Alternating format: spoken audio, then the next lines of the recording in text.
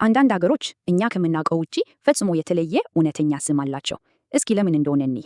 ነገሩ የተቀሰቀሰው በቅርቡ አንድ አገር ስሟን በይፋ ስትቀይር ነው።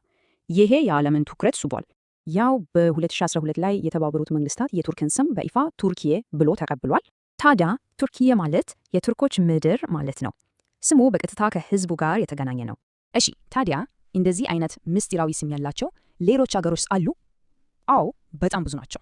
አንድ አስገራሚ ምሳሌ ነው። ሃንጋሪን እንውሰድ። በውጭ ያለው ስሟ ከአካባቢው መጠሪያ ጋር አይገናኝም። የአካባቢው ሰዎች ሃንጋሪ ብለው በፍቹም አይጠሯት።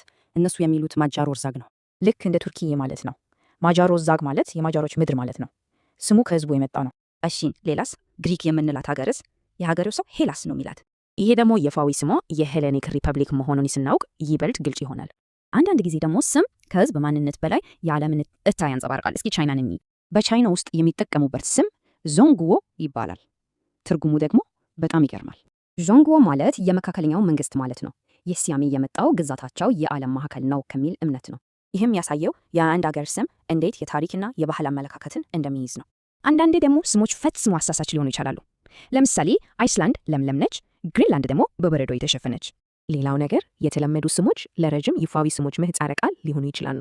ለምሳሌ ደቡብ ኮሪያ ሙሉ የፋዊ ስሟ ዴሃን ሚንጉክ ሲሆን የታላልዋ ኮሪያ ሪፐብሊክ ማለት ነው። እንግዲህ ዋናው ነጥብ ምንድን ነው? ከአንድ የአገር ስም ጀርባ ብዙ ጊዜ ሁለት ታሪኮች አሉ፣ የውጭው እና የውስጡ።